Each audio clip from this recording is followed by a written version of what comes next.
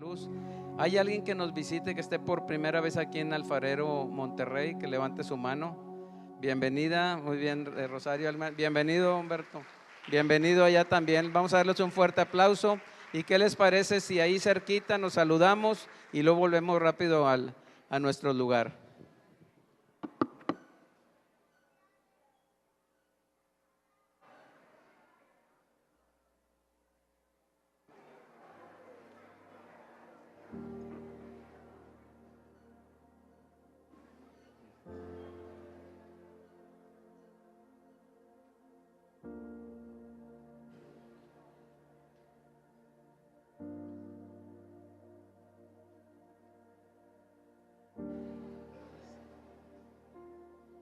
Ese es el amor de Cristo, el amor que Él mostró por cada uno de nosotros.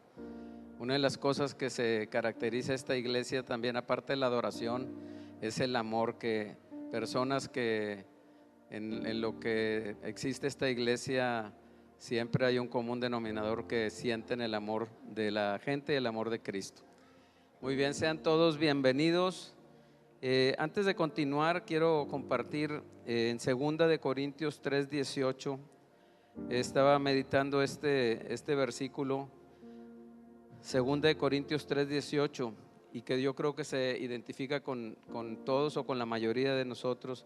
Dice: así que todos nosotros, a quienes nos ha sido quitado el velo. Yo hace poco más de 30 años pues vivía con un velo que yo no sabía que lo tenía, y a un ciego no le puedes pedir que vea. Entonces pero un día llegó el Señor Jesucristo a nuestro corazón, el de mi esposa, lo mío, y luego empezamos a educar a los niños, y fue el velo quitado, ¿verdad? Fue el velo quitado, se cayó ese velo, esa ceguera espiritual. Dice: cuando a quienes nos ha sido quitado el velo podemos ver y podemos reflejar la gloria del Señor. Así como Moisés, ¿verdad?, que regresó, había estado con Dios platicando cuando los mandamientos, y dice que llegó con su rostro resplandeciente y él ni siquiera sabía. Y la gente nota, ¿verdad?, cuando nosotros tenemos un encuentro con el Señor. El cambio no es así rápido, es un proceso que seguimos viviendo toda la vida, pero sí hay una transformación en nuestras vidas. Dice: podemos ver y reflejar la gloria del Señor, quien es el Espíritu, nos hace más y más parecidos ¿a quién? Parecidos a Jesús, más y más parecidos a Jesús. Dice: a medida que somos transformados a su gloriosa imagen. Entonces nuestra vida inicia el día en que nosotros de todo corazón, por eso los niños, ¿verdad?, hay veces que, no sé, a los 12 años, por ejemplo, tienen un encuentro con el Señor, a veces a los 15, los ya jóvenes, 16, otros nos tardamos más, pero lo que ha transformado nuestras vidas, por eso estamos aquí, por eso Alfarero, nos reunimos aquí cada domingo y a veces entre semana, para darle gracias a Dios, darle la gloria a Dios y seguir conociendo a Jesús. Su palabra es importante, ese alimento espiritual. Cuando en el Padre Nuestro dice: danos hoy el pan de cada día, no está hablando nada más del alimento físico, que Él lo suple, sino está hablando de su palabra. Le estamos diciendo: Señor, necesito, tengo hambre y sed de ti. Entonces, bueno, pues sean todos bienvenidos. Nada más recordarles que la próxima semana, o sea, hoy empezamos esa semana porque el domingo es el primer día de la semana. Este miércoles a las 7:45 vamos a seguir con esta miniserie de lo que está pasando, de lo que se está celebrando, que es la pasión de Jesús, la crucifixión. Las 7 palabras las vamos a tener el próximo miércoles, para que hagas todo lo posible por estar aquí. 7 hermanos, entre hermanos y hermanas, van a estar compartiendo una de las 7 palabras que Jesús mencionó en la cruz del Calvario. Entonces esta próxima semana no hay grupos conexión, se cancelan para venir todos este miércoles a escuchar estas palabras. Es el 16 de abril. Bueno, antes de pasar a unos testimonios, vamos de una vez a pasar a dejar nuestras ofrendas, nuestros diezmos. Mientras oro, podemos pasar a dejar al Señor, a ofrendarle al Señor. Te damos muchas gracias, Padre, gracias por tu provisión. Señor, así como dice el profeta, Señor, que nunca ha habido descendencia que mendigue pan. Tú has suplido, Señor, las necesidades de cada uno de nosotros. Bendecimos los trabajos, bendecimos las finanzas, bendecimos a aquellos, Señor, que no tengan ese trabajo, esa fuente de empleo. Sabemos que tú abres las puertas, y la puerta que tú abres nadie la puede cerrar, así como la puerta que tú cierras nadie la puede abrir. Te damos gracias, Señor, por la provisión, porque nos ayudas a administrar los recursos, y hoy te honramos, Señor, con estas ofrendas en el nombre de Jesús. Amén.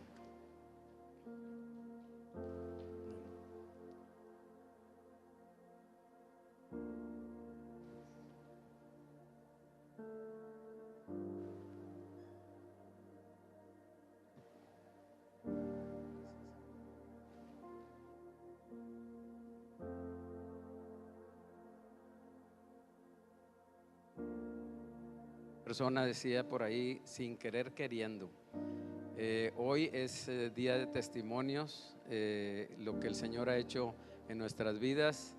Damos gracias a Dios porque podemos glorificarlo a Él con lo que Él hace en la vida de cada uno de nosotros o de nuestra familia. Y quiero pedirle primero a Mau, a Jenny, que pasen. Aquí tienen ellos un testimonio que contar. Habló Mau entre semana, ¿verdad? Y le dije, pues esto lo tiene que saber la iglesia, ¿verdad?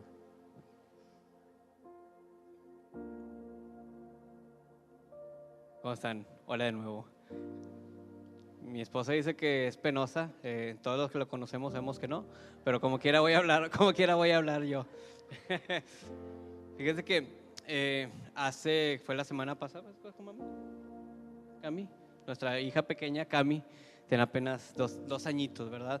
Y hace la semana antepasada estábamos ahí en la casa, la traía yo de la mano y de repente siento que como que se resbala, como que si se fuera a caer, y sentí el tirón. Yo estaba platicando con mis suegros, estaban despidiendo, yo sentí el tirón, pensé que se había resbalado y para no pegar con el suelo, yo la jalé, pues instintivamente la jalé para que no golpeara su carita, pero al momento de jalar escuché un pequeño crack y dije, no, Señor. Y luego todo pasó así como que muy, muy lento, ¿verdad? O sea, y luego la dejé ahí y a los 2-3 segundos empezó con un llanto, un dolor, de esos que tú sabes que no es el llanto normal, ¿verdad? Y empezó con un dolor y me duele, y se agarró su bracito izquierdo y la tenía así, se agarró su bracito izquierdo. Ay, dije, no, Señor, que no haya sido algo, una luxación o algo. Me empecé a preocupar. Dijo, bueno, vamos a esperar. Le pusimos tantito ungüentos, pomadas y demás, pero el dolor no cedía. Realmente estaba con un dolor intenso. Se agarraba su bracito, no lo podía, empezó a dejar de tener movilidad, o sea, no lo podía ni mover, lo tenía así, lo agarradito. Y pobrecita, ¿no? 2 años, estaba llore y llore en un llanto que no nos partió el corazón. Total, dijimos, ¿sabes qué? No nos vamos a esperar más.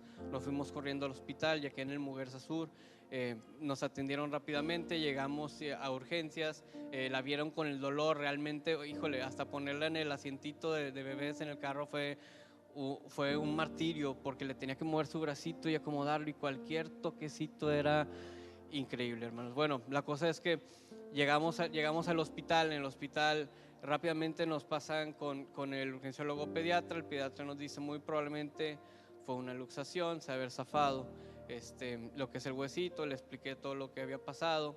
La pasaron rápidamente a rayos X, y les voy a compartir aquí unos rayos X, a ver si los tenemos por ahí, donde se ve el hueso. Bueno, no se alcanza a ver muy bien en esa toma, pero se ve como el huesito. Si podemos poner la otra, a ver si se alcanza a apreciar un poquito mejor. El huesito tiene una pequeña cuñita aquí en el codo y donde agarra, y se había zafado totalmente. Tenía unos 2 centímetros de separación. Para poderle hacer la radiografía, eso fue un martirio también, y un llanto y un llanto, y la verdad es que yo la traje cargada todo el tiempo. Así este bracito nadie lo podía tocar, ni yo lo podía tocar, ella lo tenía así. Y total nos dice, para no hacerle el cuento largo, nos dicen, tenemos que hablarle a un traumatólogo pediatra, porque es el único que puede hacer una maniobra específica de cierta manera para reacomodar Y muchas veces esa maniobra pues incluye mucho dolor, o sea, trae mucho dolor. Luego ya después un amigo Charlie nos comentaba que hasta a veces hay niños que tienen que sedarlos para poder hacer esa maniobra por el inmenso dolor que pueden sentir a esta corta edad. Dijimos, bueno, pues le hablaron al traumatólogo pediatra, iba en camino, iba a tardar más o menos 45 minutos, una hora. Nosotros estábamos ahí en la sala de espera, en la recepción, esperando a que llegara el traumatólogo. Se había bajado un poquito ya el llanto, yo la traía cargada, cuando de la nada vemos que empieza a mover su brazo izquierdo y ella tiene un ticito de meterse todavía el dedito en la boca, ¿verdad? Del brazo, justamente el brazo izquierdo. Y cuando yo veo que empieza a hacer esto y se empieza a recostar conmigo y recargó su brazo, dije, ¿qué está pasando? Y en nuestro corazón y en nuestra mente seguíamos orando ahí en la sala de espera, y de repente empezó a mover el brazo y le preguntamos, ¿ya no te duele nada? Y se queda así como que, no, ya no me duele. Y lo empieza a mover y gloria a Dios, y lo empieza. Es que le decía a Cami, nos llama mucho la atención porque exactamente el dedo que se estaba chupando era el que no podía ni hacer esto. Y ella, y entonces le dije, Cami, haz esto, y lo mueve. Y le digo, Cami, dime hola. Y yo, Cami, ¿te duele algo? No, ya no me duele nada. Y entonces se para y empieza a moverse y empieza a bajarse y voltea a Mau y me dice, ¿así? Y yo, o sea, wow. Y entonces, bueno, quien conoce a Camila sabe que no es una niña muy quieta, entonces empieza así en el piso y a hacer así cosas que hasta la grabé, pues ahí tengo el video en el hospital, pero bueno, básicamente. Y empezó a dar vueltas y empezó a agarrarse con sus dos manos como si nada hubiera pasado, hermanos. Fue como si hubiéramos hecho un switch de on-off del dolor. Y si no hubiera habido estas radiografías, yo hubiera sido el primer escéptico, créanme. Pero al ver eso, veo que servimos un Dios vivo. En realidad, Dios es un Dios que al día de hoy sigue haciendo milagros. Y yo siento parte del Señor que esto, así como lo siente el pastor, es para poderlo compartir a la congregación, para que sepamos y veamos que Dios es un Dios vivo. Y si tú tienes algún tema médico, algún tema muchas veces de alguna aflicción en el corazón, por eso lo hablaba ahorita, Dios puede reparar eso y el Espíritu Santo quiere hacerlo. Dios es cercano a los que lo invocan y lo invocan de verdad, dice el Salmo 145. Así que gloria a Dios por este hermoso milagro que vivimos de cerca. Ya les dijimos, ¿sabes qué? Entonces les dijimos, es que la niña ya está bien, o sea, que ya no venga, o sea, que se regrese, ¿verdad? Y pasamos con el pediatra, entonces dijimos, pues a lo mejor no era nada. Y entonces nos saca la radiografía, dice, no, aquí está, o sea, la niña tenía esto, las luxaciones, están totalmente separados sus huesitos y todo, y se queda así, la ve. Entonces se queda el pediatra y dice, yo creo que a lo mejor en el movimiento de la radiografía, a lo mejor ella sola se lo acomodó o algo así, pero no había explicación. Y nosotros estábamos ahí, o sea, vimos perfectamente que hacen la toma, la niña llorando totalmente porque no podía ni ponerlo. Mau la carga en ese momento y salimos y ella seguía llorando. Y cuando estábamos en la sala de espera no hubo ninguna movilidad, o sea, que ella pudiera acomodarlo. Está totalmente así. Empezamos a orar, la verdad, empezamos a interceder porque sí, estábamos preocupados por ella. Y ahí aparece eso. Entonces sabíamos nosotros que no había habido ningún tipo de forcejeo que pudiera acomodar. Claro, para los doctores va a ser, pues ella se lo acomodó. Pero bueno, quienes conocemos al Señor y tenemos un Dios vivo, sabemos quién fue el verdadero traumatólogo que estuvo ahí con ella. Entonces, amén. Entonces, gracias a Dios, hermano. Así es, Dios sea glorificado, todo para la gloria de Dios.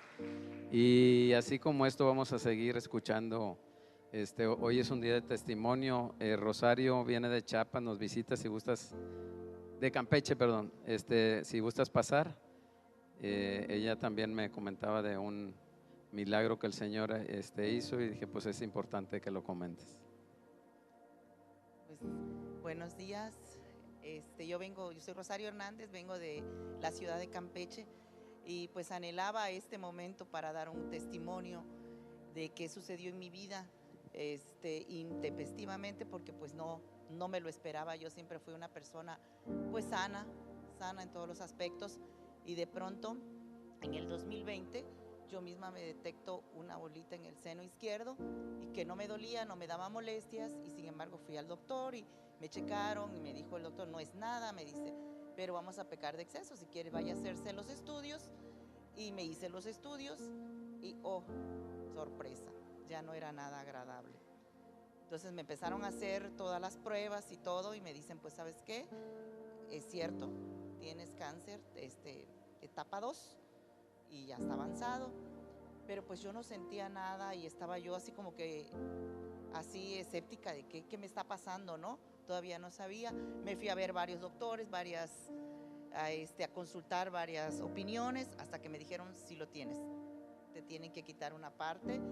Me lo hicieron y yo todavía seguía escéptica. Decía yo, no, pues no. Decía, Dios mío, ¿qué es esto, no? Dime qué es esto, dame las fuerzas para salir adelante. Y yo recuerdo que al mes me operan y enseguida me dice, pues ya tienen que empezar las quimios.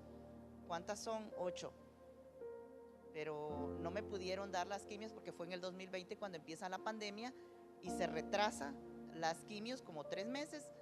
Y pues yo me sentía bien, así como me ven, así he estado siempre, nunca bajé de peso, nunca nada, ¿no?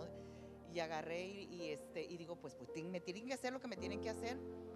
Y esperé las quimios y me dice el doctor, pues son 8, pero ahora van a ser 10 porque hay tiempo que se perdió en el lapso de que no se pusieron. Y en eso decía, Señor, dame fuerzas, yo sé que voy a salir bien, yo tengo confianza en ti, pero tengo una gran amiga de muchos años que es Magda. Ella me dice, pues buscando en oración, estás en tu refugio de tu casa. Le digo, mi Biblia siempre ha estado, le digo, y leía yo los versículos, Señor, oriéntame, dime qué hacer. No, pues solita estaba la pandemia y me tenía que encerrar. Empiezan las quimios y cuando empieza el primer día 1 de la quimio, fallece mi mamá intempestivamente de una enfermedad. Y ya mis hermanos me dicen, le digo, pues yo creo que me regreso a Campeche porque en la ciudad de Mérida me estaban haciendo todo el tratamiento. Y me dice, no, por algo pasan las cosas y tú tienes que seguir adelante, mamá. Desafortunadamente, pues ya no la vamos a poder ver por la pandemia, ya ustedes vieron las circunstancias.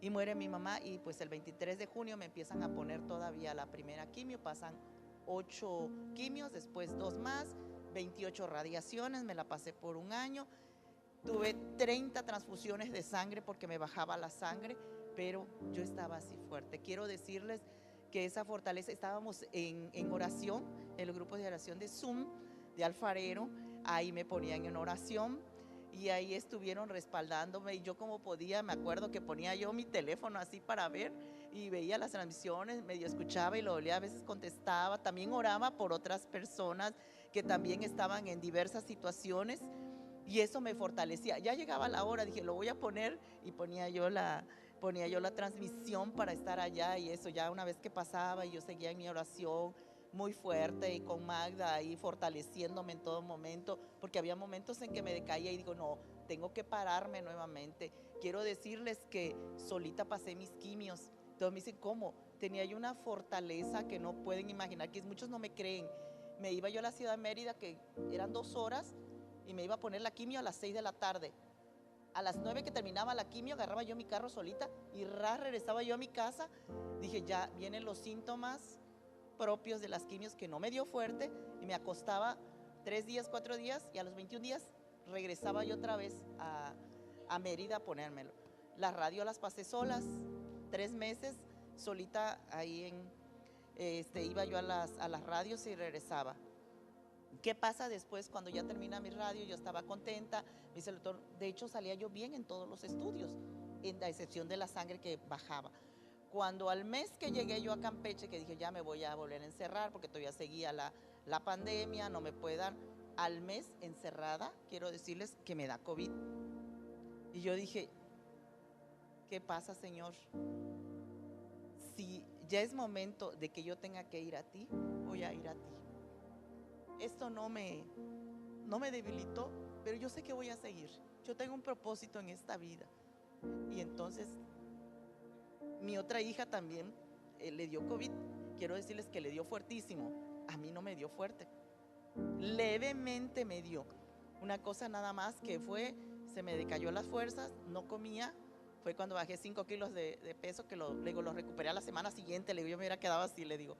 Pero termina todo esto y pues ahorita estoy en vigilancia. Estoy a punto de terminar en el 2026 todos mis estudios. Quiero decirles, todos mis estudios, le digo, no tengo triglicéridos, no tengo esto, no tengo lo otro. Acabo del 7 de abril, acabo de ir a todos mis estudios generales y no tengo nada. En gloria de Dios, con la gloria de Dios. Y agradezco a todos infinitamente sus vidas, todos los que estuvieron en oración. Y yo dije, yo tengo que dar testimonio. Algún día voy a llegar y Dios hace el momento. Amén, amén. Gracias. Muy bien. Ese es el Dios que tenemos. Y hoy también tenemos otro testimonio. Le voy a pedir a Humberto que pase. Él viene de McAllen. Y también quiere darle gracias a Dios. Bueno, buenas tardes, mi nombre es Humberto Vázquez. No muchos me conocen aquí, yo venía muy pequeño aquí. Una de las personas que me encaminó a esta iglesia fue Luli Cavazos. Que en algún momento yo vivía con mi abuela desde muy chiquito. Ella tiene un estacionamiento aquí por el canal 28. Y pues yo de muy pequeño, 7, 6 años, 8 años, pues le ayudaba a lavar coches, pues ahí para entretenerme y sacar dinero extra, ¿no? En una de esas tantos carros, pues aparece Luli ahí con nuestra familia, ella con una pasión para siempre compartirnos la palabra de Dios, muy impresionante. Ella nunca se rindió en compartirla a mi mamá, a mi abuela, a mi padrastro, a mis tías, siempre con esa pasión de compartirle, de mostrarnos lo que era el amor infinito de Dios. Entonces yo la conozco, ella me ve muy pequeño, yo la entiendo, yo era un niño, pues podría decir abandonado ahí, lavando carros y todo, ¿no? Como sin rumbo, por así decirlo. Entonces ella me invita a un retiro, un campamento de verano aquí en esta iglesia del Alfarero, yo muy pequeño, 8, 7 años.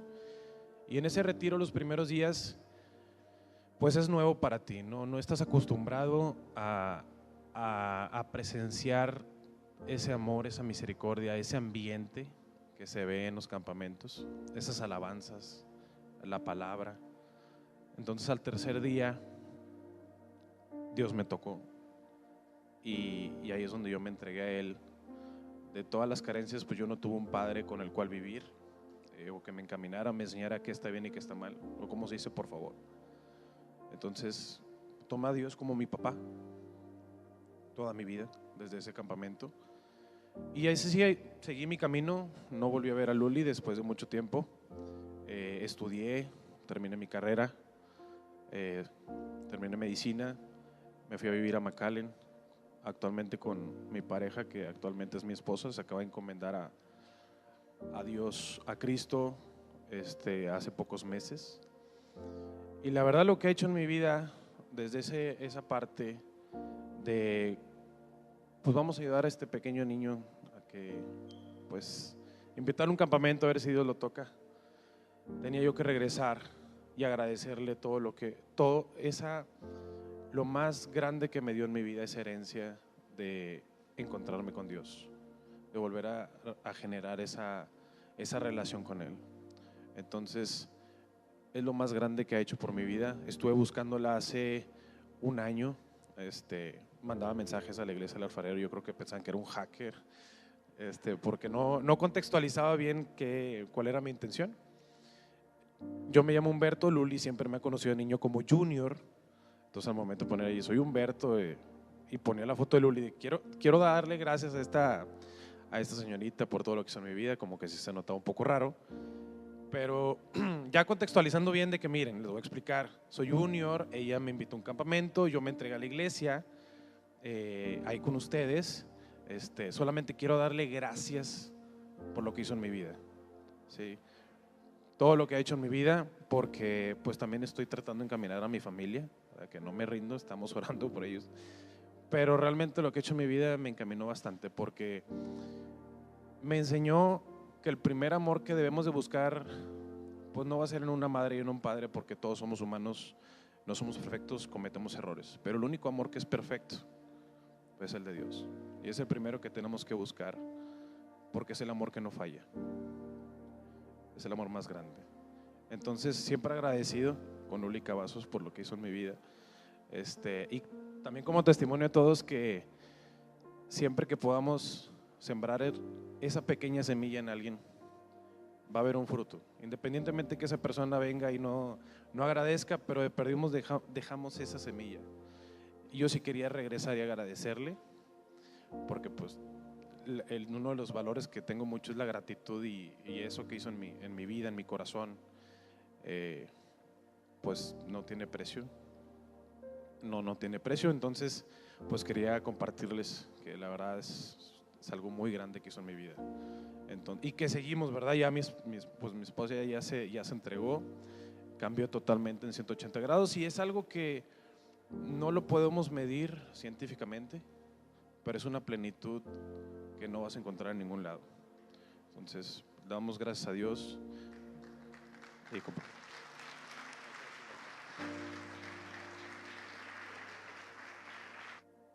Así es.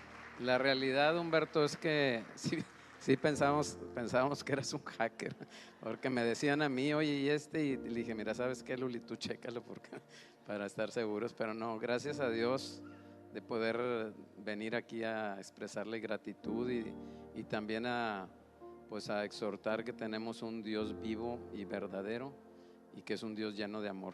Muy bien, le voy a pedir a los niños que pasen aquí al frente, vamos a bendecirlos, vamos a orar por ellos.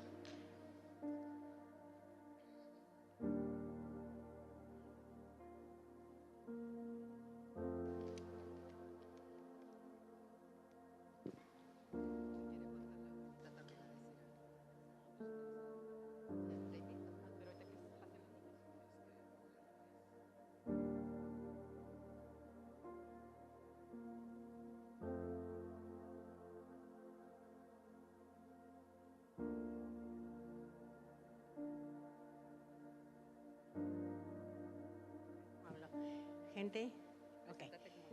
Yo soy la abuelita de Junior y aparte soy una mamá muy creyente de Dios, y yo voy a hablar poco porque no me gusta hablar mucho, pero les voy a decir que hace muchos años, yo creo que 38 años, pasó un suceso en mi casa y nunca se ha comentado, pero yo creo que Dios me está indicando que diga lo que pasó en ese tiempo. Yo tenía una niña, se me ahogó en la alberca. Duró de las 12 del día muerta hasta las 5 de la tarde, pero antes de que sacarla de la alberca, yo me metí a la alberca de 3 metros de profundidad, y al pasar junto a Dios le dije, Dios mío, déjamela, no te la lleves, yo te la cuido. Y ahorita está de directora en Mercedes-Benz en Estados Unidos. Dios la regresó. Dios realmente. Gracias.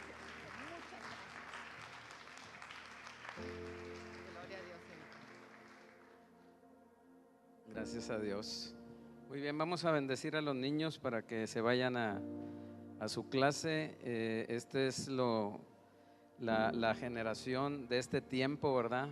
No es la futura generación, desde niños están recibiendo la palabra de Dios. Señor, te damos gracias, Padre, por la vida de cada uno de estos pequeños, Señor. Los bendecimos en el nombre de nuestro Señor y Salvador Jesucristo.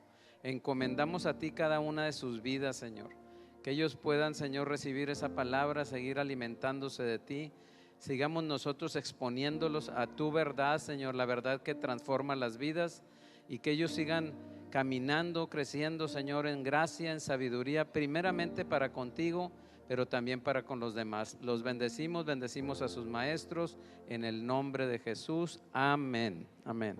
Gloria a Dios. Muy bien, pues.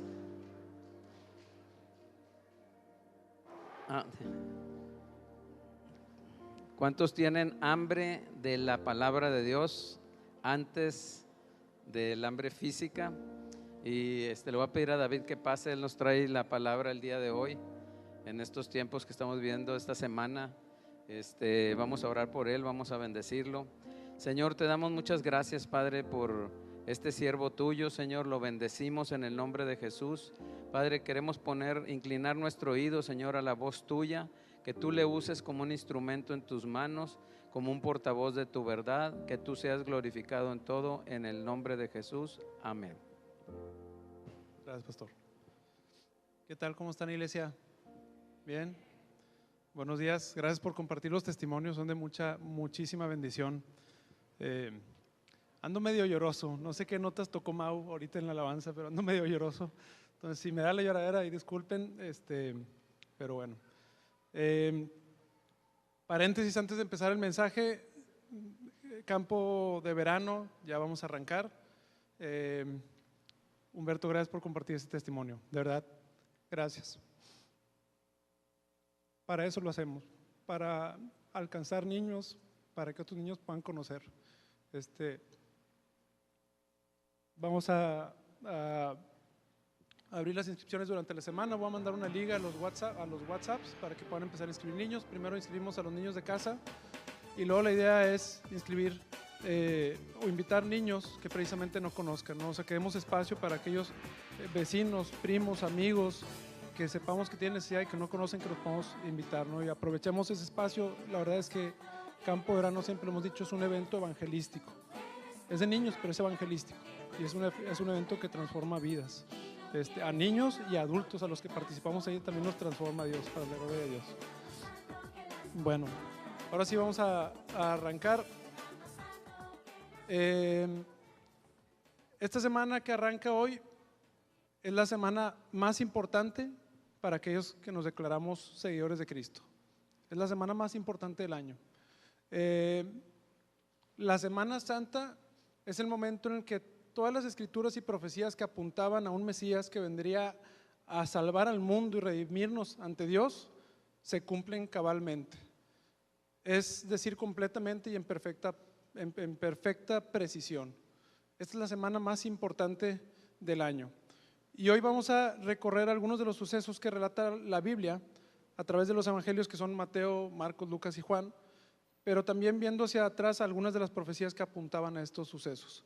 Hoy, como lo dijo Mau, es Domingo de Ramos. Hoy se celebra cuando Jesús hace la entrada triunfal en Jerusalén, ¿no? Entonces vamos a ver un poquito de eso, pero hoy digamos que la Semana Santa arranca así. Vamos a pasar un poquito por el tema de la entrada triunfal, un poco por el tema de la Santa Cena que sucede durante la semana, pero donde nos vamos a enfocar un poco más el día de hoy va a ser en ese momento entre la Santa Cena y la crucifixión, que es cuando Jesús empieza a padecer de varias maneras, y son padecimientos bastante fuertes que a veces podemos pasarlos medio por alto o los podemos leer muy superficialmente, pero que nos hablan mucho de lo que Él vino a hacer por nosotros. Entonces, hubo padecimiento espiritual, padecimiento emocional y definitivamente físico previo a su crucifixión, y en la crucifixión obviamente se intensificó, ¿no? Y normalmente nos enfocamos en la crucifixión y correctamente como el clímax del sacrificio de Cristo, y está correcto, pero la verdad es que las horas previas a la crucifixión, los días previos ya venían bien cargados. O sea, Jesús ya venía muy angustiado, muy afligido, y todo este padecimiento intenso que vivió en ese tiempo nos revela la enormidad de su amor y el costo de nuestra redención. El título lo nombré por ahí, no sé si tengan la imagen, pero lo puse. El título se llama Varón de Dolores, el precio de nuestro rescate. La verdad es que, y siempre le pido perdón a Beto que está en la computadora, porque a veces cuando predico meto muchos versículos y luego tienen que andarlos ahí a mano cada uno. Vamos a ver una serie de versículos, pero vamos a arrancar con Isaías 53. Si pueden buscar en su Biblia Isaías 53 en el versículo 3.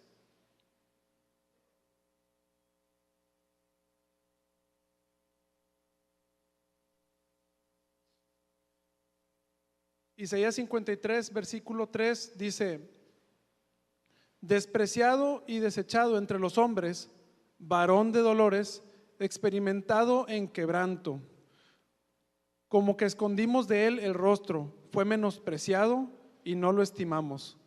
Ciertamente llevó Él nuestras enfermedades y sufrió nuestros dolores, y nosotros le tuvimos por azotado, por herido de Dios y abatido. Mas Él herido fue por nuestras rebeliones, molido por nuestros pecados. El castigo de nuestra paz fue sobre Él, y por su llaga fuimos nosotros curados. Todos nosotros nos descarriamos como ovejas, cada cual se apartó por su camino, mas Jehová cargó en Él el pecado de todos nosotros. Angustiado Él y afligido, nos abrió su boca como cordero, fue llevado al matadero, y como oveja delante de sus trasquiladores, enmudeció y no abrió su boca. Vamos a tener este pasaje en mente. Es una profecía que sucede mucho tiempo antes de que Jesús naciera, donde ya se hablaba de este siervo, de este varón de dolores, que a través de él Dios nos iba a traer redención, y a través de él íbamos a ser limpios de nuestros pecados. Pero me gusta porque al final habla de angustia y de aflicción. O sea, ese precio que había que pagar no iba a ser fácil, no iba a ser barato. O sea, era un precio alto. Pero vamos a regresarnos un poquito. Vamos a arrancar con el tema de la entrada triunfal, un poco de contexto. En estos tiempos de Jesús era costumbre que cada que se celebraba la Pascua, no sé si se acuerdan, la Pascua se celebra cuando Dios saca al pueblo de Israel de Egipto. Se establecen las fiestas de Pascua, las fiestas de los panes sin levadura, y cada que se celebraba la Pascua, una vez al año, mucha gente iba a Jerusalén. O sea, la costumbre era, pues vamos a Jerusalén. Jerusalén era la ciudad principal, y pasaban ahí, digamos, las fiestas de los panes sin levadura, ahí celebraban. Y entonces Jesús, junto con sus discípulos, también dijeron, pues vamos a celebrar ahí la Pascua. Jesús ya sabía que el tiempo se acercaba en este tiempo.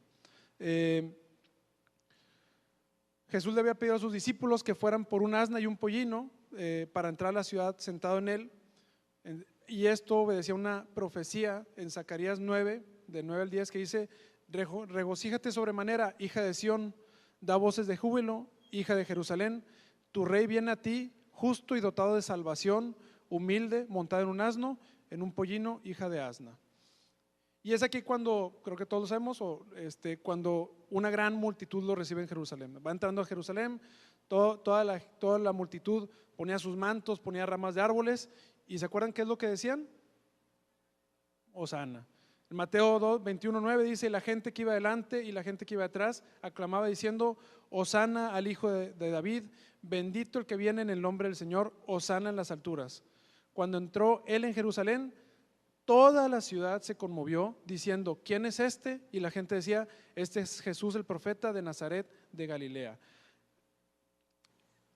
En esos tiempos en Jerusalén vivían alrededor de 40-50 mil personas. Entonces, más o menos, ayer que hubo clásico, el volcán le caben más o menos eso, imagínate todo el estadio. Pero luego cuando era la Pascua iba más gente, a veces hasta se duplicaba la cantidad de personas. Entonces era una ciudad de 100,000 personas, 70-100,000 personas. Y toda la ciudad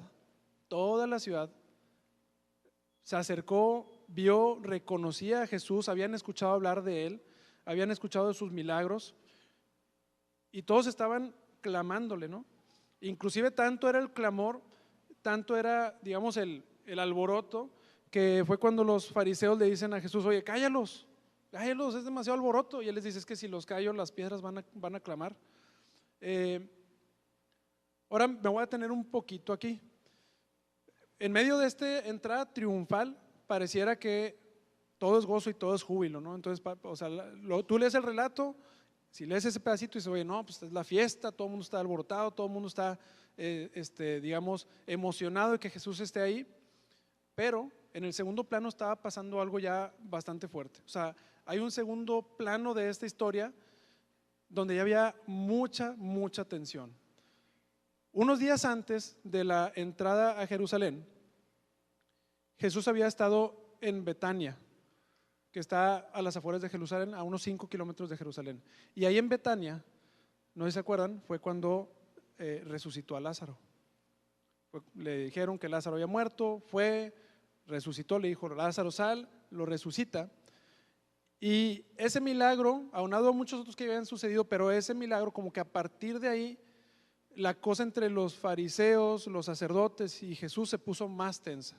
Antes de eso, los fariseos y los sacerdotes habían estado atrás de él, lo cuestionaban, lo retaban, lo trataban de evidenciar, pero hasta ahí. Pero en este momento, cuando Jesús resucita a Lázaro, los fariseos dijeron, ya, ahora sí ya estuvo bueno.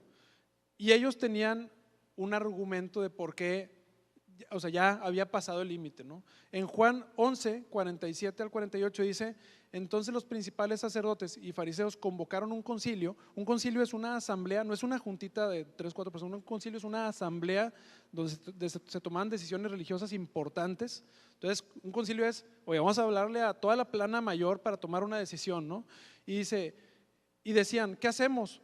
Porque este hombre hace muchas señales. Si lo dejamos seguir así, todos van a creer en él y los romanos vendrán y nos quitarán nuestro lugar y nuestra nación. Los fariseos ya se sentían agraviados, por así decirlo, ya sentían que iban detrás de ellos, sentían que si la situación seguía así, ellos iban a perder su lugar y eso era lo que a ellos más les importaba, realmente. Entonces, en el siguiente versículo, el versículo 53 dice, así que desde ese día planearon entre sí matar a Jesús. Ahora sí ya no era nada más vamos a confrontarlo, vamos a retarlo, vamos a evidenciarlo, ya era vamos a matarlo, vamos a matarlo. Y era un concilio, era una asamblea, estaban todos, vamos a encontrar la manera de matar a Jesús. Y Jesús de alguna manera lo sabía porque en el versículo siguiente, el 54, dice, por eso Jesús ya no andaba públicamente entre los judíos, sino que se fue de allí a la región cerca del desierto, a una ciudad llamada Efraín, y se quedó allí con los discípulos. La tensión ya estaba fuerte, Jesús ya se había dado cuenta que ahora sí ya iban detrás de él, pero bien, ya en serio, que ya lo que querían no era amedrentarlo un poco, ya no querían nada más cuestionarlo, estaban buscando una ocasión para pescarlo y matarlo. Entonces tú lo piensas y dices, bueno, por un lado la gente está alborotada, enardecida porque entra Jesús a Jerusalén, todos están bien contentos, pero los fariseos y los sacerdotes estaban nada más viendo a ver dónde lo pescamos. No lo podían pescar tan en público al principio porque no querían que se les volteara. Obviamente si había mucha gente alrededor de Jesús emocionada, pues si lo pescan ahí se les iban a voltear, pero lo que estaban viendo es qué ocasión agarramos para pescarlo y ahora sí enjuiciarlo y matarlo. Entonces había esa tensión, ya había una tensión así en el ambiente, ¿no? Y yo les pregunto, ¿alguna vez se han sentido o han tenido ese sentimiento de persecución? ¿Alguna vez se han sentido perseguidos por algo, por alguien? A lo mejor una situación familiar. Oye, es que ya me trae y no me suelta y nada más no me suelta y nada más me trae de bajada todo el tiempo.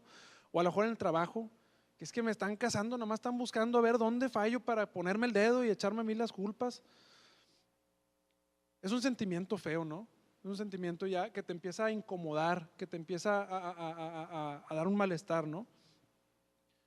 Y aunque físicamente a veces no es que ya te pesquen o algo, cuando te sientes tan perseguido, pues no te sientes en libertad, o sea, no te sientes con la libertad habitual, sientes un poquito de opresión, sientes que tienes que estar cuidando tus pasos, sientes que tienes que andar a tientas y empieza a generar angustia, empieza a generar ansiedad, ¿no? O sea, ya no te sientes con esa libertad, ¿no? Jesús sabía perfectamente lo que estaba pasando, él entendía el panorama completo, lo veremos ahorita en los versículos, y en varias ocasiones la Biblia menciona angustia y aflicción. Angustia y aflicción. Incluso dentro de esa misma aflicción que tuvo Jesús estando en Jerusalén, en Lucas 19:41, Jesús llora por Jerusalén. Dice, cuando Jesús se acercó al ver la ciudad, lloró sobre ella diciendo, si tú también hubieras sabido en este día lo que conduce a la paz, pero ahora estás oculto a tus ojos, porque sobre ti vendrán días cuando tus enemigos echarán terraplén delante de ti, te sitiarán, te acosarán por todas partes, te derribarán a tierra y a tus hijos dentro de ti y no dejarán en ti piedra sobre piedra porque no conociste el tiempo de tu visitación. Y algo que le causaba aflicción a Jesús, además de ya que ya lo estaban persiguiendo, era saber que tantas y tantas personas que estaban ahí no veían lo que tenían enfrente, estaban cegados. Saber que a pesar de que había habido tantas profecías años antes, tan puntuales y todas se iban cumpliendo, la gente se cegaba. Y en un momento estaban con Jesús y al otro ya no. y lo vamos a ver. Esas mismas personas que le dieron la entrada a Jerusalén, que lo clamaban, unos días después iban a pedir su crucifixión. Ahora, me voy a adelantar un poquito. La verdad es que entre que Jesús entra a Jerusalén y la crucifixión, pues son varios días. Eso fue un domingo. A Jesús lo enjuician, ahí lo arrestan el jueves. El viernes es cuando lo empiezan a enjuiciar y luego lo crucifican.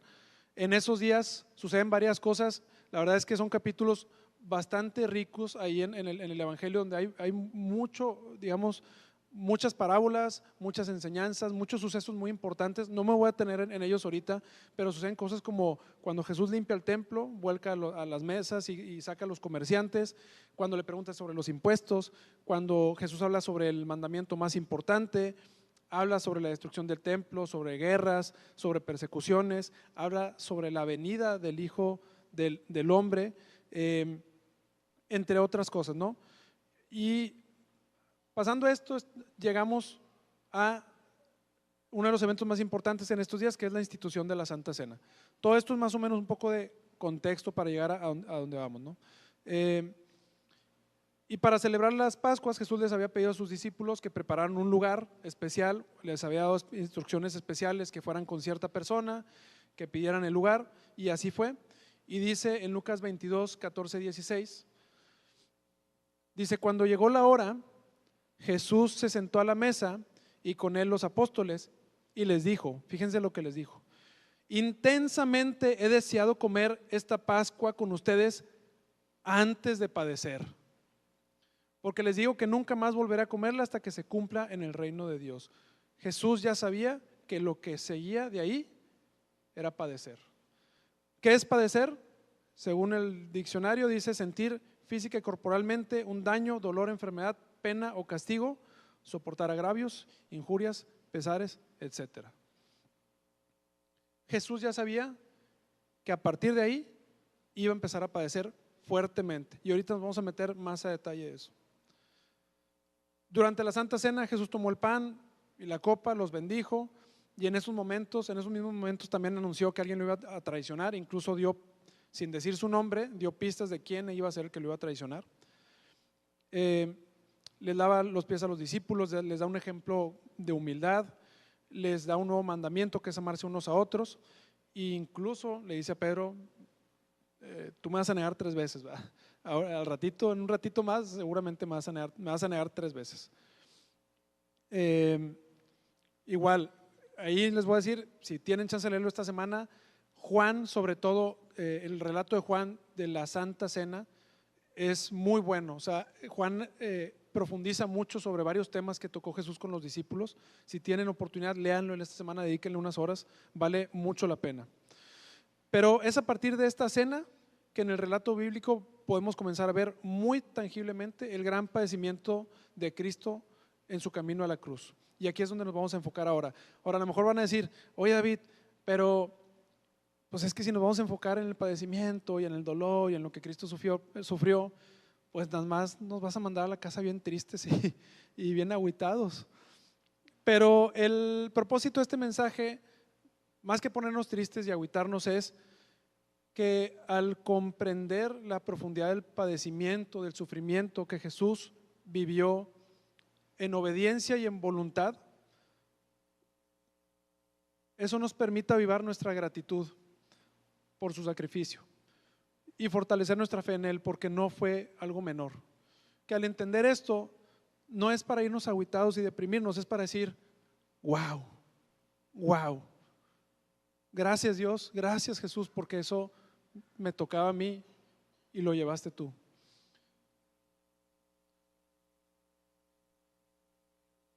Puede ser, y hablo un poco desde mi experiencia, pero en mi experiencia creo que a veces pasamos por alto toda esta parte del padecimiento y sufrimiento, y probablemente consciente o inconscientemente a lo mejor le restamos valor, o a lo mejor no vemos la dimensión. Y yo creo que, al menos en mi caso, puede ser 2 posibles razones. Una es que probablemente me falta empatizar más con la situación. Hoy en día pues ya no vemos gente que crucifiquen. O sea, vemos penas de 40 años en la cárcel, a lo mejor hay cadenas perpetuas en algún lado, pero no es común ver que crucifiquen a alguien, ¿verdad? Entonces, empatizar con eso es difícil. Inclusive ni siquiera vemos que en la calle agarren a alguien aquí y le empiecen a dar latigazos, ¿no? O castigos de ese tipo. Pero otra razón que pudiera ser es que a veces inconscientemente nos podríamos recargar en pensar que como Jesús era hijo de Dios, probablemente su deidad lo ayudó a sobrellevar este padecimiento y que no fuera tan pesado. Pero la verdad es que Jesús tuvo que vivir este padecimiento desde su humanidad, porque era necesario, porque era el sacrificio que había que hacer. Antes de Jesús, la manera de limpiar nuestros pecados era con sacrificios de animales, ¿verdad? De corderos. Tenía que haber derramamiento de sangre. Entonces, pudiera ser que al ver el padecimiento, no, pues a lo mejor dolía, pero Jesús pues había hecho milagros, está fuerte. No, o sea, Jesús lo sufrió completamente de su humanidad. Y vamos a ver cómo Él sabía a lo que iba, le dolía, pero fue obediente hasta la muerte y muerte de cruz. Lo cierto es que Jesús fue sometido a un trato excesivo, inhumano, porque para poder cargar nuestros pecados y hacer expiación era necesario hacer un sacrificio. Ahora, para hablar de este padecimiento lo voy a dividir en 5 puntos para ser como muy práctico. Y vamos a empezar por el primero, que es el padecimiento espiritual, que sucede justo después de la Santa Cena, cuando va a Getsemaní, al Monte de los Olivos, a orar. El Monte de los Olivos, digo, nada más para como contexto, está un poquito a las afueras de donde está el templo, y a lo mejor como a 500 metros, 1 kilómetro, hay un pequeño monte. No es un cerro gigante, es literal un monte, pero donde si subes tienes la vista completa de Jerusalén. Y Jesús iba muy seguido a orar ahí, al Monte de los Olivos. Yo creo que porque oraba por Israel, oraba por el pueblo, y en esta ocasión, cuando termina la Santa Cena, igual decidió ir ahí. Y vamos a ver qué sucede en Marcos 14. Si pueden buscar Marcos 14, a partir de aquí ya, a lo mejor si dejan su Biblia ahí por los evangelios, Marcos, Lucas, por ahí vamos a estar moviéndonos. Voy a leer el relato de Marcos y voy a leer el relato de Lucas. A lo mejor es mucha lectura, pero la verdad es que hay muchas palabras que creo que valen la pena, muchas frases que creo que vale la pena ahondar. Marcos 14, 32, 42, seguramente en su Biblia dice oración en Getsemaní.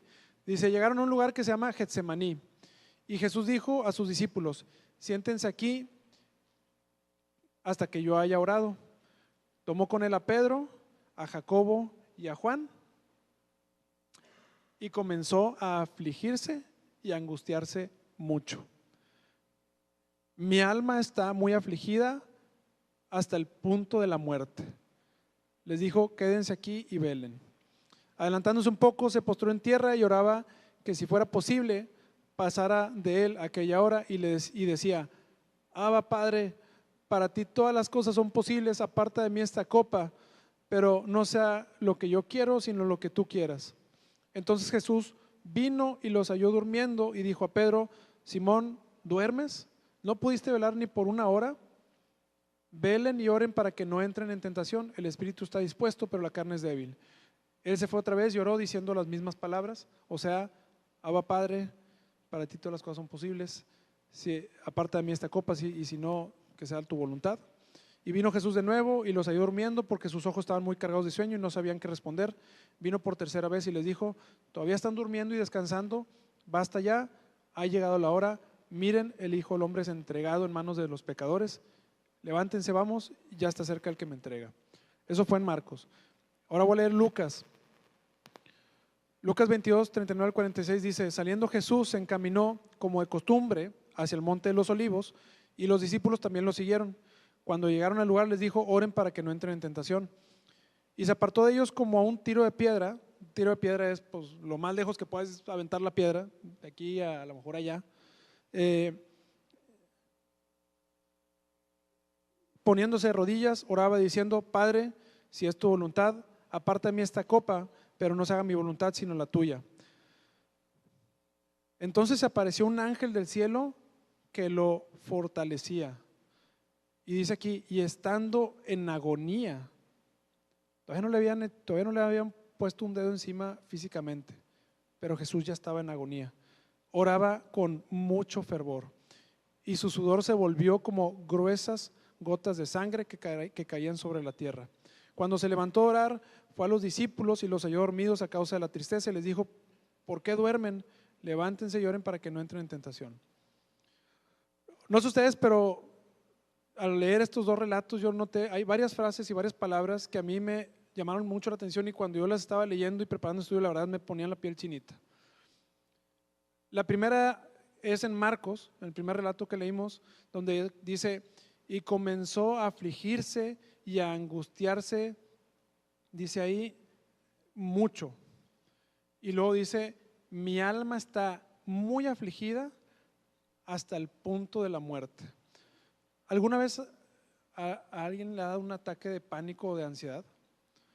A lo mejor a algunos les ha dado, a mí sí me han dado. Y yo sé que dentro de los ataques de pánico o ansiedad hay un espectro, y hay unos muy intensos, hay unos más leves, pero aún los más leves, la verdad es que se sienten feo. O sea, un ataque de ansiedad, de angustia, tu ritmo cardíaco cambia, empiezas a sentir hormigueo en algunas partes del cuerpo, palpitaciones, empiezas a sudar, hay diferentes como reacciones del cuerpo, y es complicado porque es algo que no es sencillo de controlar. O sea, cuando entras en un ataque de ansiedad o de pánico, o sea, como que va creciendo y es bien difícil de controlar.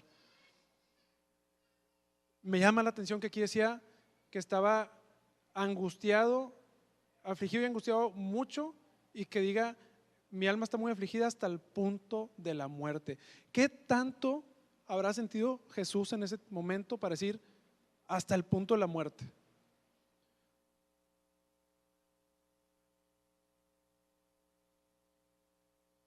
Ahora,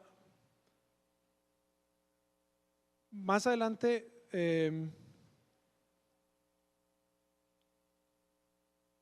él mismo, en medio de esta aflicción, dice: si es posible que esta copa pase de mí. O sea, él en su humanidad sabía que era demasiado, sabía que era mucho, y él en su humanidad decía: si es posible que esto pase de mí, pero en obediencia decía: pero que se haga tu voluntad.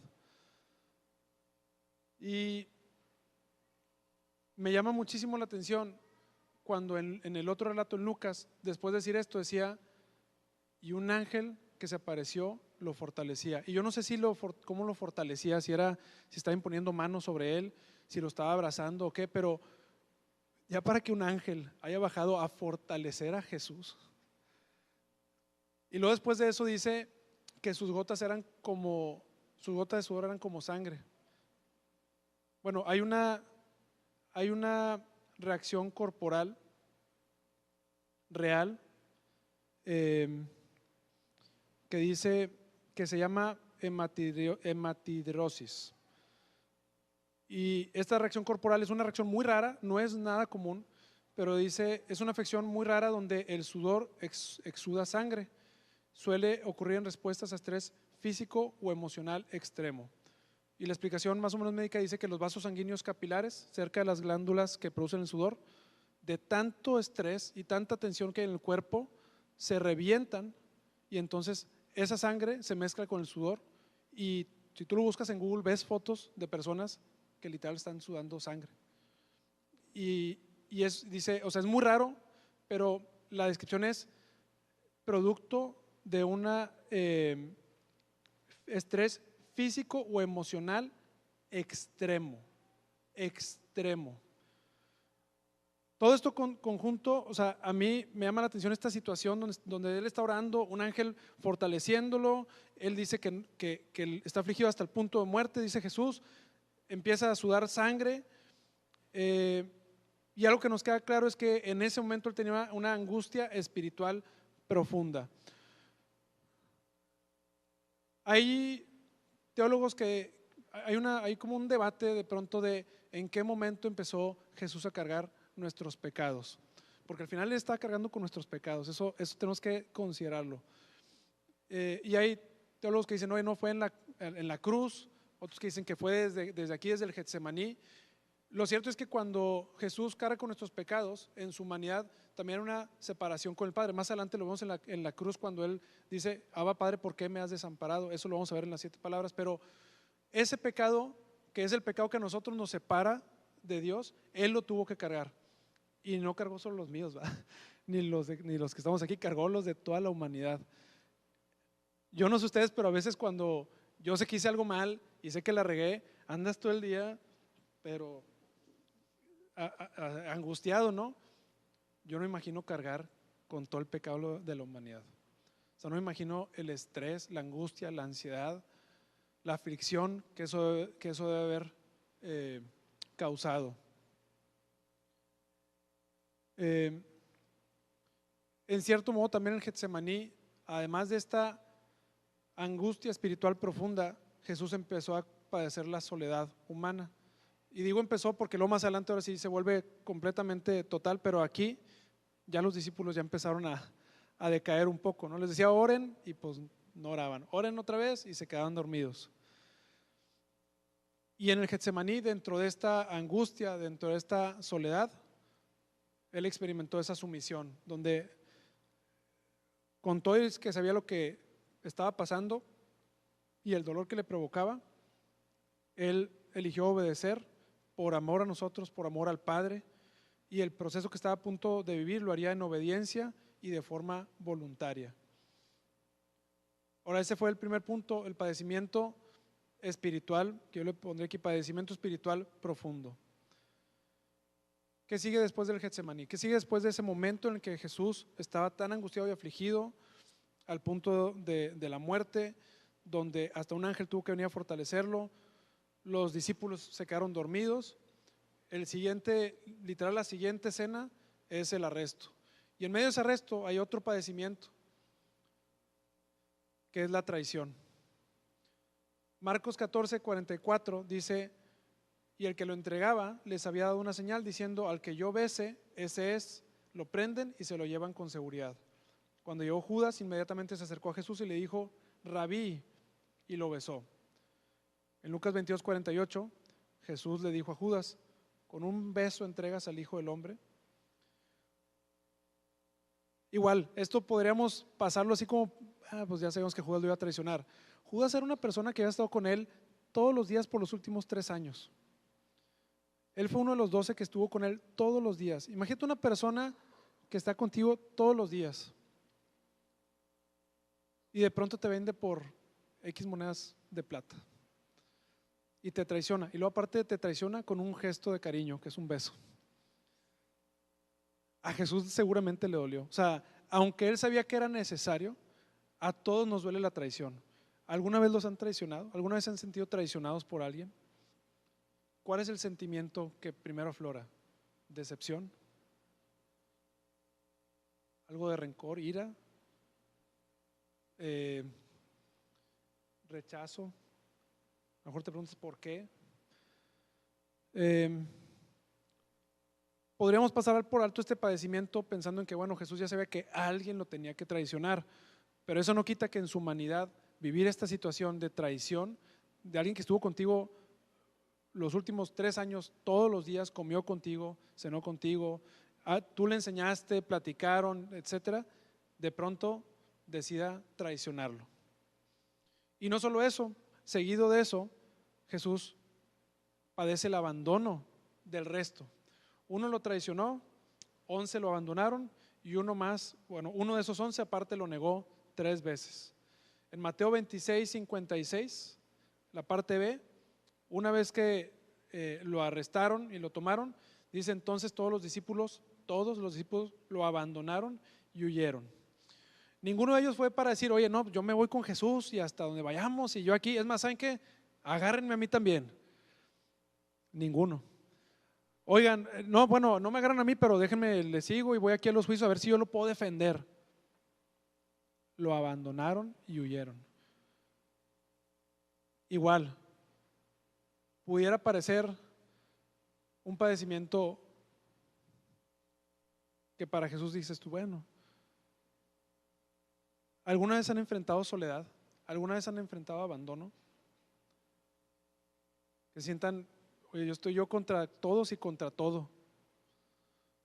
La verdad es que se siente feo. O sea, se siente feo cuando en situaciones te das cuenta que todos los que decían que estaban contigo de pronto se dan la espalda y huyen.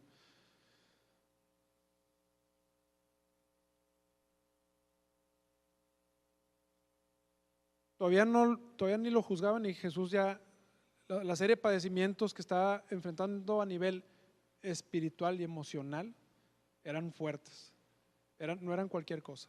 Y encima de eso estaba cargando con todo nuestro pecado. ¿Qué sucede después? La humillación y la injusticia que sucede precisamente en los juicios.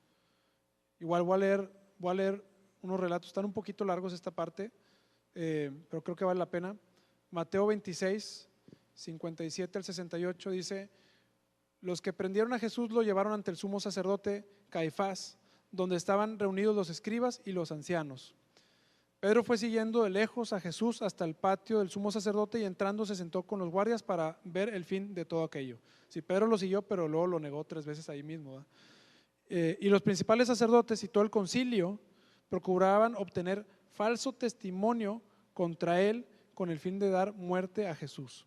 Y no lo hallaron a pesar de que se presentaron muchos falsos testigos.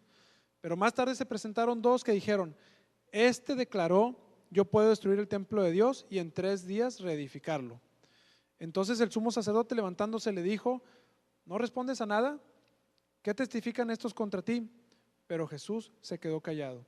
Y el sumo sacerdote le dijo: te ordeno por el Dios viviente que nos digas si tú eres el Cristo, el Hijo de Dios.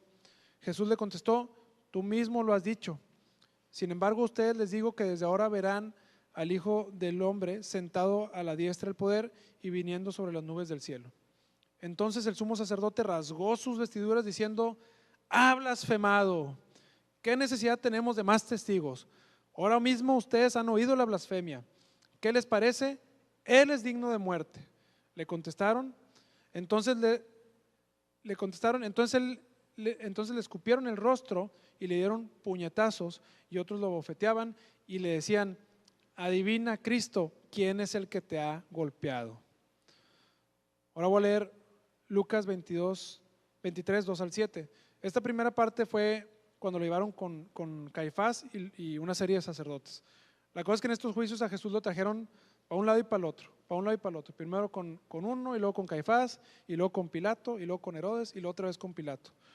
Y en todos buscaban la manera de culparlo, de dar falso testimonio, e incluso, como ahorita leímos al final, ya empezaban a hacer daño físico, ¿no? Y burlas y humillaciones. Lucas 23 dice: Pilato preguntó a Jesús: ¿eres tú el rey de los judíos? Tú lo dices, le respondió Jesús. Entonces Pilato dijo a los principales sacerdotes y a la multitud: no encuentro delito en este hombre. Pero ellos insistían diciendo: él alborota al pueblo, enseñando por toda Judea, comenzando desde Galilea hasta aquí. Cuando Pilato oyó esto, preguntó si el hombre era Galileo.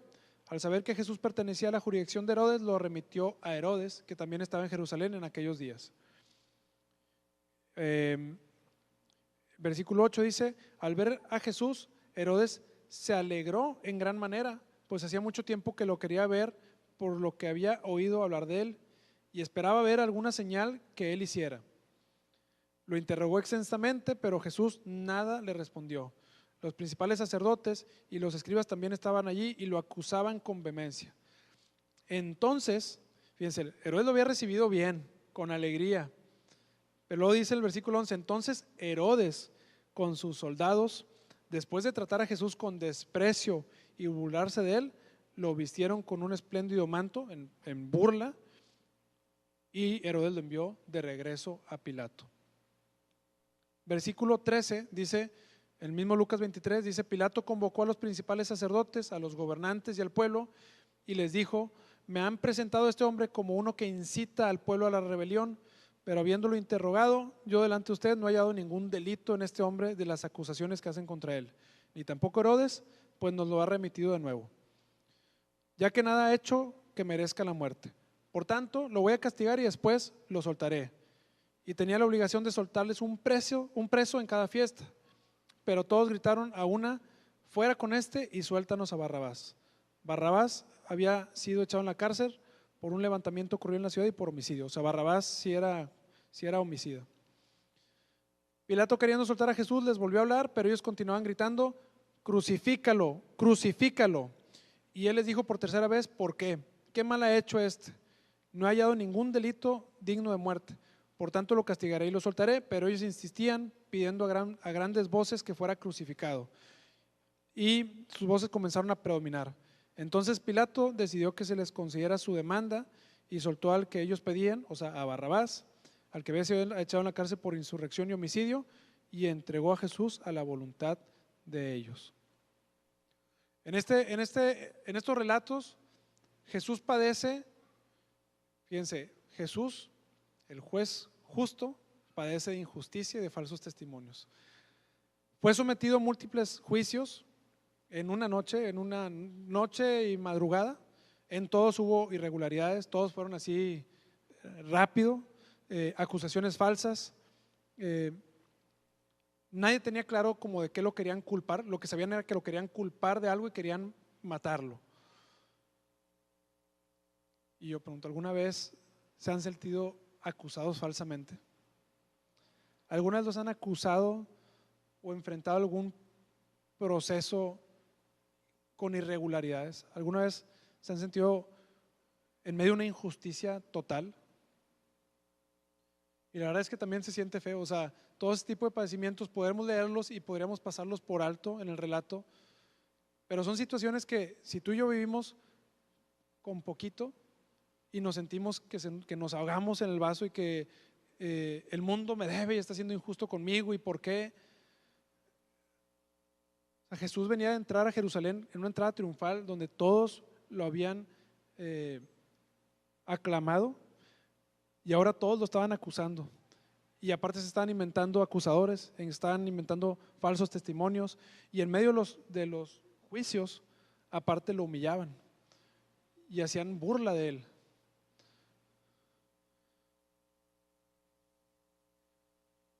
Dentro de esos juicios,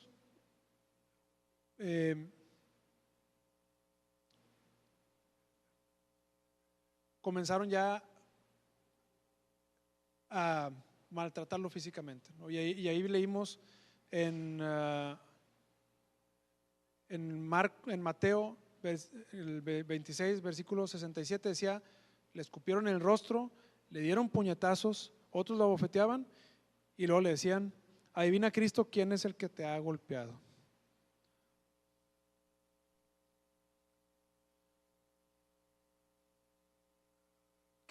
¿Han escuchado la palabra ensañarse? ¿Han sentido que alguna vez alguien se ha ensañado con ustedes?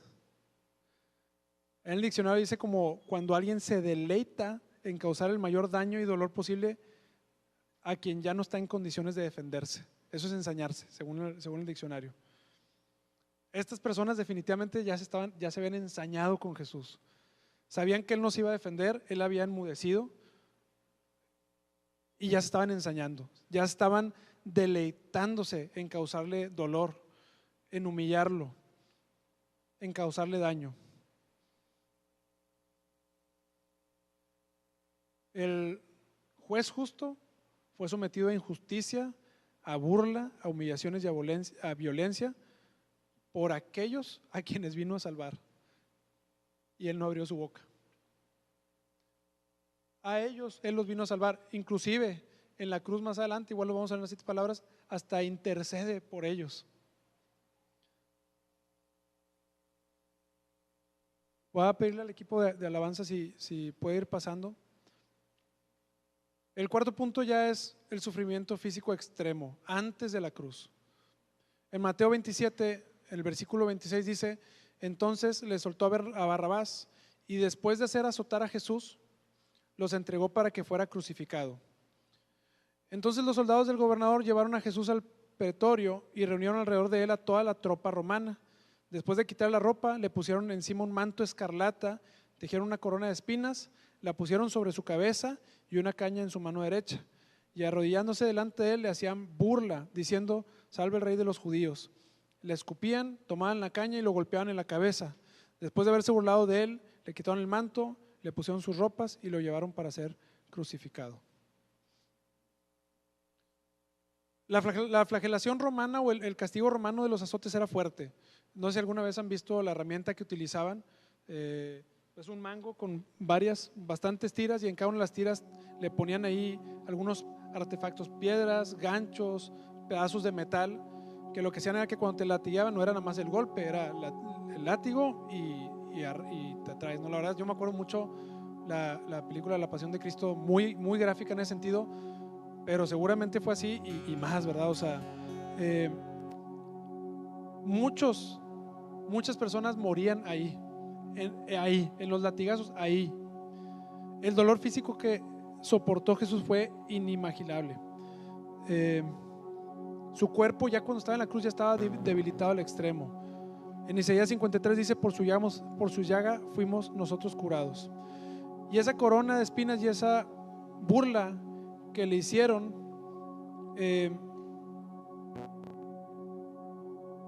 ya era, oye, aparte del padecimiento físico, es la humillación y el desprecio total.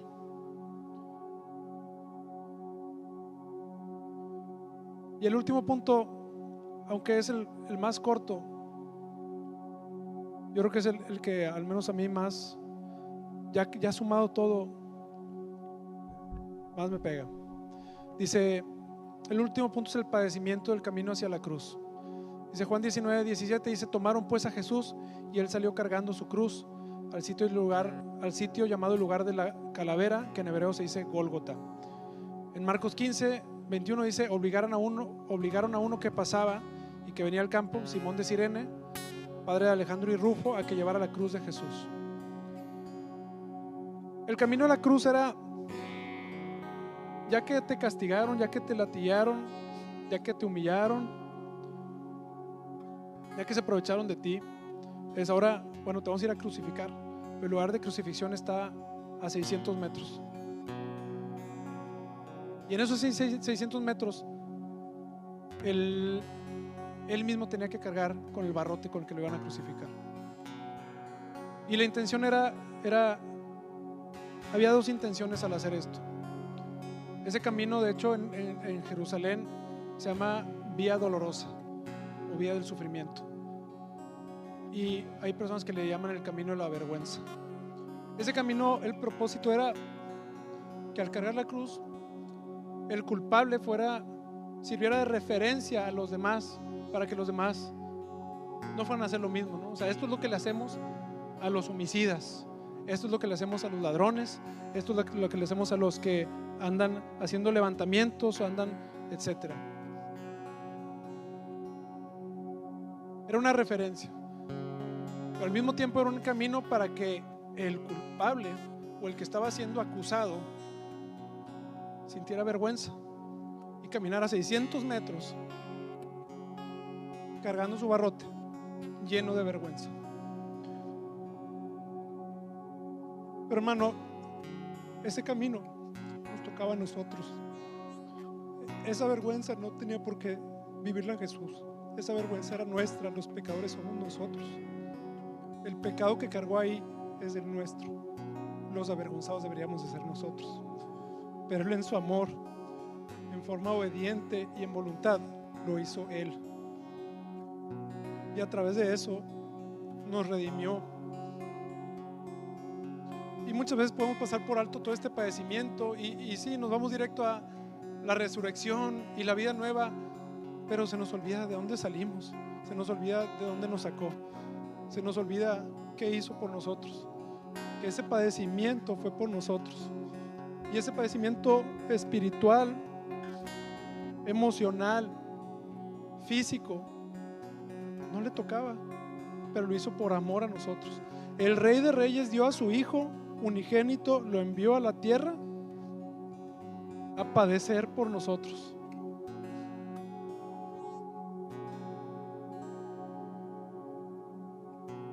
Juan 10:17 al 18 dice: por eso me ama el Padre, porque yo pongo mi vida para volverla a tomar. Nadie me la quita, sino que yo de mí mismo la pongo. Tengo poder para ponerla y tengo poder para volverla a tomar. Este mandamiento recibí de mi Padre.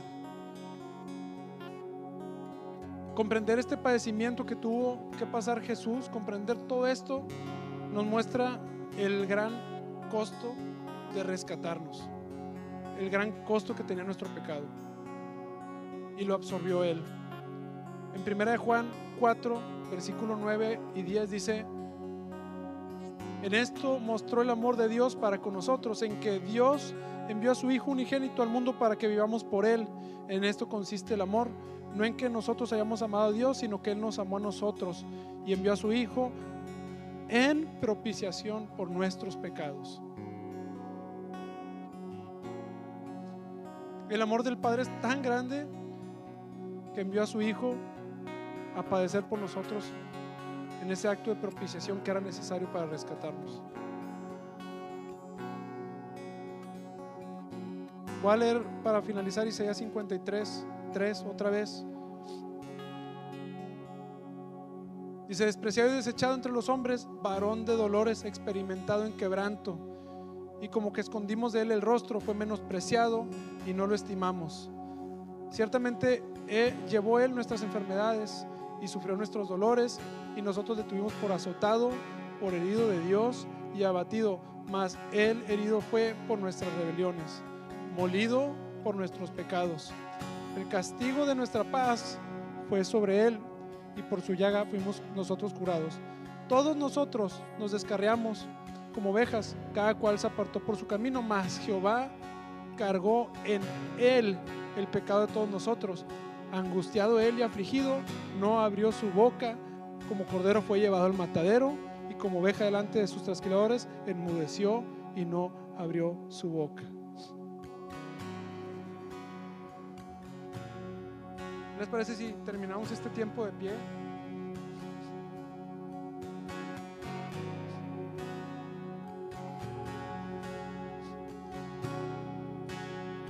¿Cómo podemos responder a tal amor y sacrificio? ¿Cómo, habiendo visto esto, comprendido esto, cómo podemos responder?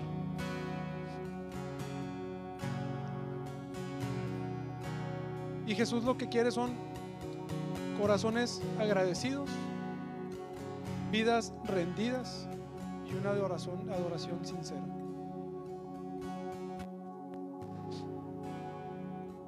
Si tú hoy, como yo,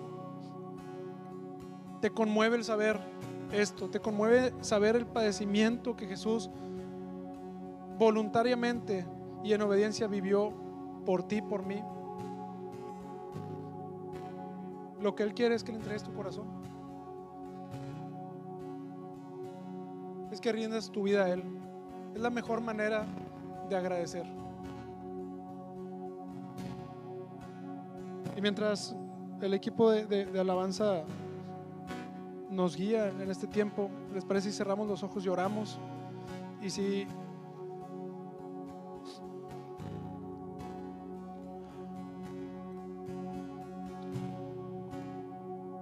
Padre Santo, gracias, Señor.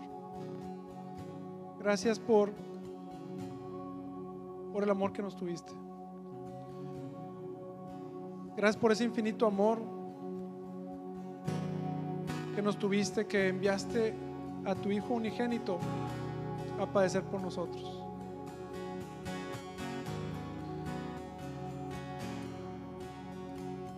Jesús, gracias.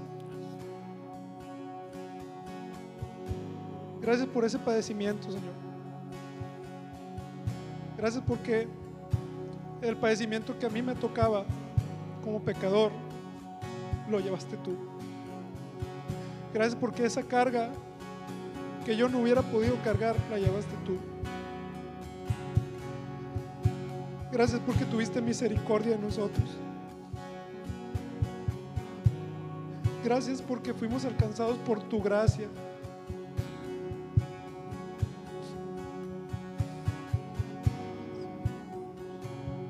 Queremos honrar ese sacrificio que hiciste, Señor, con nuestras vidas, Señor, rindiendo nuestros corazones a ti, Padre Santo.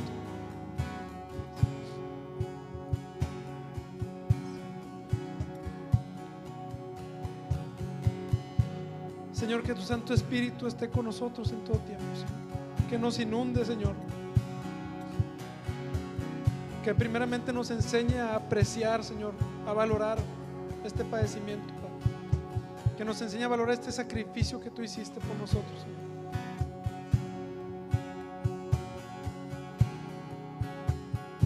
Porque tú nos rescataste, Señor. Tú nos liberaste, Padre Santo.